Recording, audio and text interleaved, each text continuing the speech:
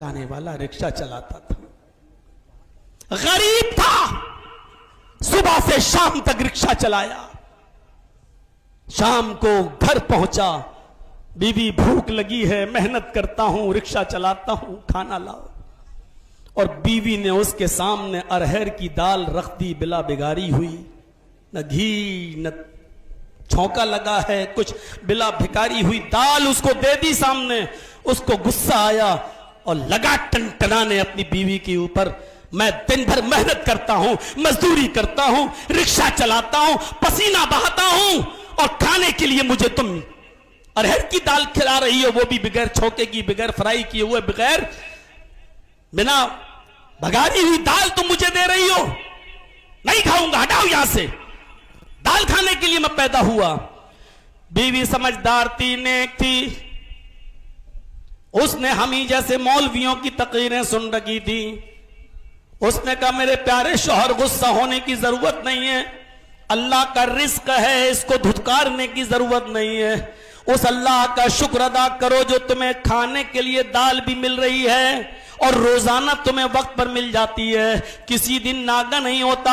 क्या तुमने जनाब मोहम्मद रसूलुल्लाह की जिंदगी के हालात नहीं सुने? उनकी बीवी हजरत आयशा फरमाती हैं, बुखारी की रिवायत है कि मेरा निकाह जब नबी अकरम से हुआ और जब रुखसती हुई तो मेरी उम्र थी 9 साल, और जब मैं 18 साल की हुई तो मेरे शौहर का इंतकाल हो गया।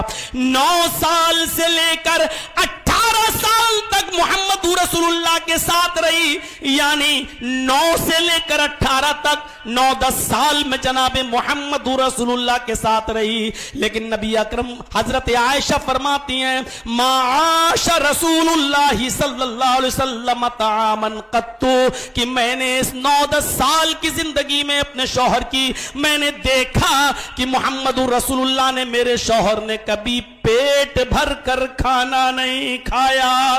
बुखारी की रिवायत, माश रसूलुल्लाह सल्लल्लाहु अलैहि वसल्लम तामन कत्तु, मैंने अपनी पूरी जिंदगी में जब तक नबी के साथ रही मैंने अपने शौहर को पेट भर के खाना नहीं खाया। अरे 2-2 और 3-3 महीने तक नबी अकरम के घर में चूल्हा नहीं जला करता था। अल्लाह का शुक्र अदा करो, तुम्हें तो अरहर की दाल भी मिल जाती है, वो भी वक्त पर।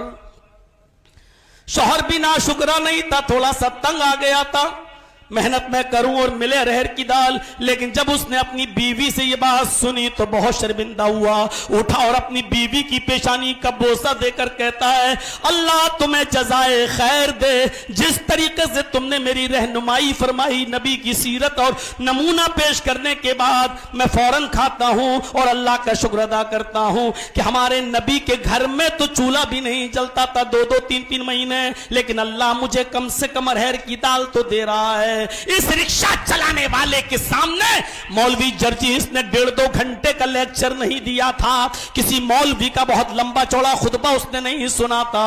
उसने अपनी बीवी से बस एक जुमला सुना और उसी वक्त वो शर्मिंदा हो गया और नादिम हो गया। यही सबसे बड़ी इंसानियत है। गुनाह तो होगा इंसान का, इंसान से, और जो गुनाह न करे फिर वो इंसान कहां रह गया? मेरे भाइयों, गुनाह न करने वाली मखलूक तो फरिश्ते हैं, फरिश्तों को अल्लाह ने गुनाह करने की सलाहियत दी ही नहीं है। लेकिन इंसान हो तो गलती तो होगी, आएंगे वाकयात, अभी चलूंगा उस तरफ मैं मेरे भाइयों। लेकिन इंसान हो तो खताएं और गलती तो होंगी। लेकिन मेरे भाइयों जरा गौर करो, मैं कहना क्या चाह रहा था कि उसके सामने सिर्फ एक नसीहत की गई और उसके अंदर सुधार पैदा हो गया।